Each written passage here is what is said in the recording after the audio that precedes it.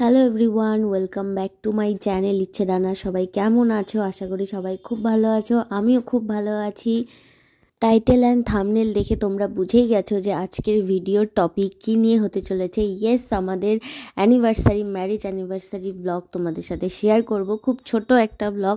Marriage anniversary blog শুরু করার আগে ভাবলাম তোমাদের সাথে বিয়ের কিছু মুহূর্তের ভিডিও শেয়ার করে রাখি।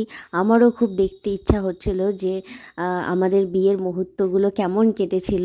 আর এই ভিডিওগুলো না যখন দেখতে বসি মনে হয় যেন দেখতেই থাকি। তো ভাবলাম তোমাদের সাথেও একটু ছোট্ট করে শেয়ার করে দিই। যারা আমার চ্যানেলে প্রথম থেকে রয়েছে তারা হয়তো গেস করতে পারছো যে এবার কত নাম্বার অ্যানিভার্সারি হতে চলেছে। তো আমি বলেই দিই, এবার হচ্ছে আমাদের তৃতীয় বিবাহ বার্ষিকী। মানে বিশ্বাসই করা যায় না, দেখতে দেখতে 3 বছর কেটে গেল। সবার ভালোবাসা, বড়দের আশীর্বাদ নিয়ে আমরা দিনটা শুরু করেছিলাম। এখন এই ভিডিওগুলো দেখে মনে পড়ে যে দিনটা যেন ওখানেই রয়েছে, কিন্তু দেখতে দেখতে যে এতগুলো বছর কেটে গেল, 3-3টে বছর কেটে গেল, বুঝতেই পারলাম না। আর বিয়ের ভিডিওগুলো দেখলে মনে হয় যেন আরেকবার বিয়ে করি। যাই হোক, জোকস অ্যাপার্ট। তবে সময় আর সুযোগ যদি কখনো পাই তাহলে ইচ্ছা আছে যে আরেকবার বিয়েটা সেরেই নেওয়া যাক, তাই না? কি বলো তোমরা? দেখতে দেখতে 3 বছর কেটে গেল ঠিকই, কিন্তু আমাদের মধ্যে কিছুই চেঞ্জ হয়নি। আমরা প্রথমে যেমন ছিলাম তেমনই আছি, বরঞ্চ এখন আরও বেশি বন্ধুত্বের সম্পর্কটা বেড়েছে। ও আরও বেশি আমাকে বুঝতে শিখেছে, আমিও ওকে অনেক ভালো করে বুঝতে শিখেছি। যত দিন যাবে আরও বুঝতে শিখবো আর আরও দুজনের প্রতি কেয়ারিং হব। তারিখটা ছিল 1 ডিসেম্বর। আমরা 1 ডিসেম্বরেই সেলিব্রেশনটা করেছি। সেলিব্রেশন মানে একদম ছোট করে অ্যানিভার্সারি সেলিব্রেট করেছিলাম। তো এতদিন পরে ব্লগটা দিচ্ছি কারণ শরীর খুবই অসুস্থ হয়ে গেছিল। গলা শুনে তোমরা বুঝতেই পারছো গলার অবস্থা খুব খারাপ। তো তাই এত লেট হলো ব্লগটা দিতে। আমরা যত বড় হই তত আমরা অনেক কিছু শিখতে পারি, অনেক কিছু জানতে পারি। জানার তো কোনো শেষ থাকে না, আর মানুষ সব কিছু শিখেও আসে না। তো সেরকমই এই 3 বছরের বিবাহিত জীবন, সাংসারিক জীবনে অনেক নতুন নতুন জিনিস শিখেছি, অনেক কিছু জেনেছি। মানে অভিজ্ঞতা হচ্ছে, আরও হবে জীবনে। তো সবাই এইভাবেই আমাদেরকে ভালোবাসা দিয়ে যাও, আশীর্বাদ করে যাও।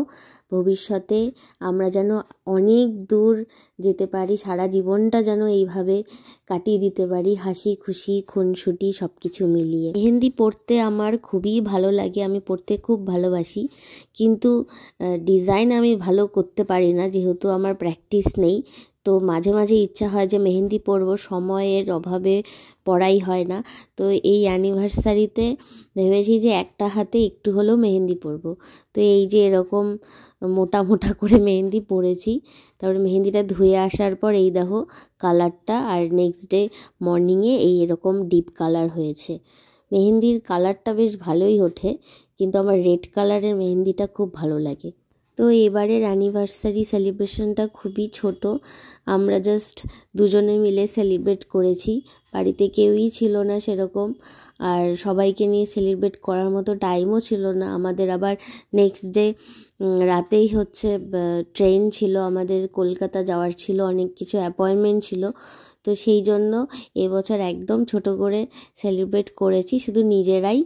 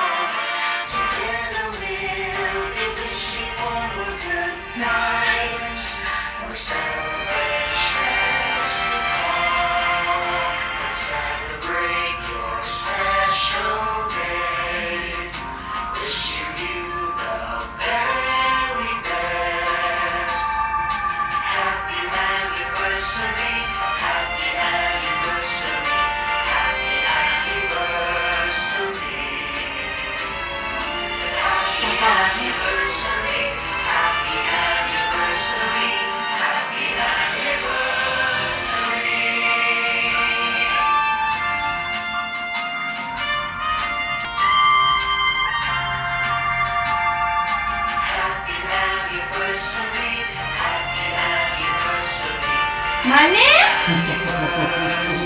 এটা কি? এদিকে দেখো ছেলের কাণ্ড দেখো, কখন যে চুপি চুপি আমার জন্য গিফট কিনেছে আমি জানি না। এবছর কোনো গিফটের মানে কথাই ছিল না যে এরকম গিফট দেওয়া বা কিছু হবে। মানে আমাকে পুরো চমকে দিয়েছে, আমি তো ভাবতেই পারিনি ও আমার জন্য কানের দুল নিয়ে চলে আসবে। কি কাণ্ড, মানে আমি তো দেখে অবাক, এটা কখন কিনলো আমি বুঝতেই পারলাম না। সত্যি বাপু। তবে কানের দুলটা খুবই সুন্দর হয়েছে, এত সুন্দর ডিজাইন ছোটোর মধ্যে। আমি অনেকদিন ধরে চেয়েছিলাম যে এরকম একটা ছোট কানের দুল আমি পরে বেড়াবো। তো ও হচ্ছে ঠিক মনে করে নিয়ে চলে আসছে, মানে এরকম রিসেন্ট কোনো কথাই হয়নি কানের দুল নিয়ে, ও দোকানে গিয়ে কখন কিনে এনেছে জানিও না। ব্লগটা এইটুকুই ছিল, কেমন লাগলো তোমরা অবশ্যই জানিও। দেখা হচ্ছে খুব জলদি নেক্সট ব্লগে। ততক্ষণ তোমরা সবাই ভালো থেকো, সুস্থ থেকো। Tata, bye bye.